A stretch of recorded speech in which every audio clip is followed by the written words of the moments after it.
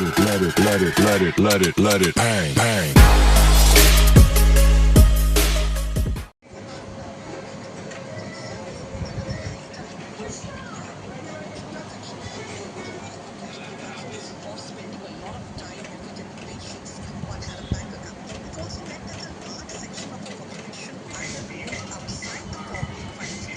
Or was underserved. So how crucial has the role of UPI been as a driver of financial inclusion? In fact, you'll be surprised that when UPI came, people were little talk in terms of Jan Dhan account. Yes. People used to say that what will I do with an account? Because never in their life before they had ever seen a bank or they had ever stepped into a bank, shall I say. So they said, we keep our money at home. We've got those small bits of cash lying under the mattress or, behind the home temple in the cupboard and so and so.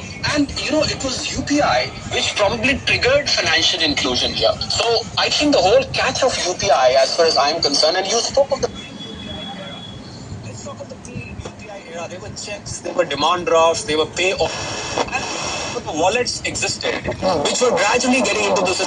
People were hesitant to get into those wallets because of various frauds happening, because they were not just comfortable with having the wallet out there. So I think the financial inclusion, they have been mutually complementary. Financial inclusion meant UPI and UPI meant financial inclusion. So I give a lot of credit of Jan Dhan to UPI and vice versa. I give a lot of credit of UPI to Jan Dhan as well. That's the way I'd like to look at this. Right. So what key factors in terms of policy, technology or even user behavior enabled UPI to scale faster than the previous systems of IMPS or even the wallets that you've been mentioning?